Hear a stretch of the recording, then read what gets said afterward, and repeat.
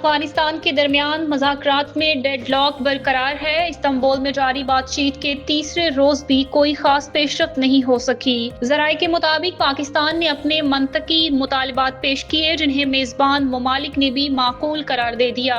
دلچسپ بات یہ ہے کہ افغان طالبان کا وفد بھی ان مطالبات کی درستگی کو سمجھتا ہے، تاہم وہ قابل انتظامیہ کی ہدایت کے بغیر کوئی فیصلہ کرنے کو تیار نہیں۔ ذرائع کے مطابق پاکستانی وفد نے بھی واضح کیا ہے کہ ان مطالبات کو تسلیم کرنا دونوں ممالک کے مفاد میں ہے، مگر کابل انتظامیہ کی جانب سے کوئی مثبت جواب سامنے نہیں آیا۔ اطلاعات کے مطابق کابل میں کچھ عناصر جان بوجھ کر تعطل پیدا کر رہے ہیں، تاہم پاکستان کا موقف اب بھی مضبوط، حقیقت پسندانہ اور امن کے لیے ضروری قرار دیا جا رہا ہے۔